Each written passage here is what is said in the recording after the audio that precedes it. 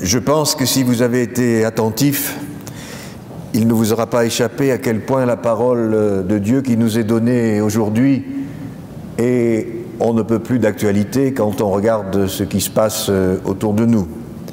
Donc cette parole-là nous est adressée aujourd'hui et nous rejoint dans ce que un certain nombre de chrétiens vivent aujourd'hui dans le monde. Un ancien curé de Moline, le père Guibert, avait dit de saint Romain qu'il était de Césarée martyrisé pour sa foi à Antioche en 304 lors de la persécution de Dioclétien contre les chrétiens. Alors 304, cela nous paraît bien loin dans le temps, 1710 ans, et Antioche bien loin dans l'espace à l'autre bout de la Méditerranée. Mais si je vous dis qu'Antioche est la ville où pour la première fois le nom de chrétien a été utilisé pour désigner les disciples de Jésus, et si je vous dis aussi qu'Antioche est à la frontière de la Syrie, et si je vous dis que c'est depuis Antioche que furent évangélisés la Mésopotamie et l'Empire perse, en gros on peut dire l'Irak et l'Iran actuel, alors tout d'un coup ce qui est arrivé à Saint-Romain là-bas si loin peut nous paraître tout proche. Et peut-être même que cela nous apparaît proche comme au pape François qui confiait il y a peu de temps, je le cite, « Les chrétiens persécutés sont une préoccupation qui me touche de près en tant que pasteur. » Et il poursuit, je le cite, « Je sais beaucoup de choses sur les persécutions qu'il ne me paraît pas prudent de raconter ici pour n'offenser personne. Mais dans certains endroits, il est interdit de posséder une Bible ou d'enseigner le catéchisme ou de porter une croix. Je voudrais qu'une chose soit claire. Je suis convaincu que la persécution contre les chrétiens est aujourd'hui plus forte qu'au premier siècle de l'Église. Il y a aujourd'hui plus de chrétiens martyrs qu'à cette époque-là. Ce n'est pas de l'imagination, les chiffres sont là. » Alors voilà ce que disait il y a peu de temps le pape François, en juin dernier. La persécution contre les chrétiens est aujourd'hui plus forte qu'au premier siècle de l'Église, qu'au temps de saint Romain que nous fêtons aujourd'hui, et les chiffres sont là. Et derrière les chiffres, il ne faut pas l'oublier, derrière ces chiffres se cachent des vies humaines, des histoires singulières, des visages, des hommes, des femmes, des enfants, des vieillards. Derrière les chiffres, ce sont des persécuteurs et des persécutés, des bourreaux et des victimes. Alors, la question que nous pouvons nous poser, c'est comment portons-nous ce qui se passe là-bas, au loin, en Irak, en Syrie et ailleurs, et qui est pourtant si proche de nous? Que faisons-nous de ce que nous apprenons par la télévision, la radio, les journaux? Bien sûr, c'est facile pour le pape, me direz-vous, de s'en préoccuper, c'est même son devoir. Mais nous, n'est-ce pas aussi notre devoir? Une actualité en chasse une autre, une affaire en chasse une autre. Comment pouvons-nous faire quelque chose? Comment pouvons-nous nous montrer solidaires et non pas indifférents?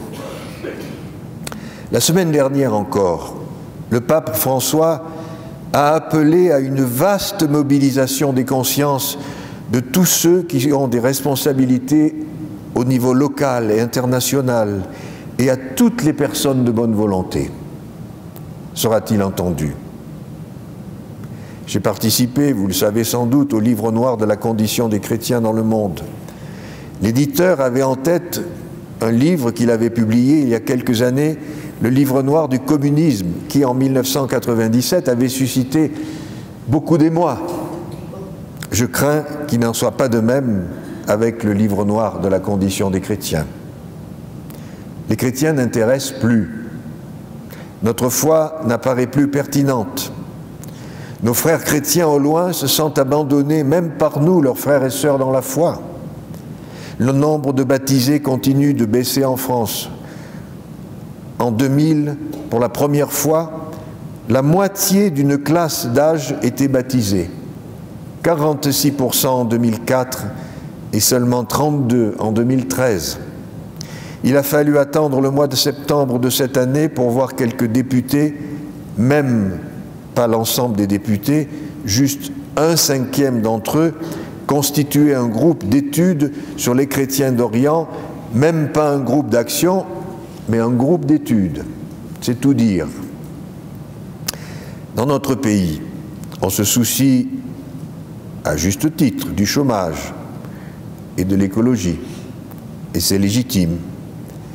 Et pourtant, comme disait Max Gallo récemment à propos du livre sur la condition des chrétiens dans le monde, je le cite, « Vouloir sauver la terre, ce n'est pas que se soucier d'écologie et de gaz à effet de serre, c'est sauvegarder ce cœur d'une fraction d'humanité qui a parlé et parle encore de l'amour, c'est-à-dire de l'humain. Comme je vous ai aimé, aimez-vous les uns les autres. » Fin de la citation de Max Gallo. Alors ce qui est en jeu, c'est un Dieu qui nous parle d'amour et qui nous demande de nous aimer les uns les autres. Alors que pouvons-nous faire, nous, ici? Bien sûr, envoyer des dons par l'intermédiaire du Secours catholique, de l'aide à l'Église en détresse, de l'œuvre d'Orient. Bien sûr, comme nous y invite aussi le pape, prier de façon particulière pour les chrétiens qui subissent des discriminations à cause du témoignage rendu au nom du Christ et de l'Évangile. Mais aussi, ce que nous pouvons faire, c'est ici, là où nous sommes, les uns pour les autres, les uns avec les autres, vivre dans la tolérance, la concorde, l'amitié. Ce que nous pouvons faire, c'est réinjecter dans la société nos idéaux chrétiens, en montrer la pertinence pour aujourd'hui. J'entendais hier à la radio un spécialiste des mouvements djihadistes dire que les jeunes, comme Maxime Auchard, se radicalisaient en raison du vide idéaliste chez nous. Que sommes-nous vraiment? Que donnons-nous à voir pour que nous attirions plus? Pourquoi la vie religieuse n'attire plus? Pourquoi le sacerdoce n'attire plus? Qu'une vie donnée, une vie d'amour n'attire plus? Sommes-nous donc sans idéaux, nous les chrétiens? Ce que nous pouvons faire, c'est être vraiment une Église vivante, même peu nombreuse, être vraiment une cellule vivante du corps immense du Christ qu'est l'Église à travers l'espace et le temps. Alors, le témoignage qu'a rendu saint Romain au Christ, pendant qu'on lui coupait la langue, puis qu'on le jetait au fer, puis qu'on l'étranglait, alors ce témoignage n'aura pas été vain.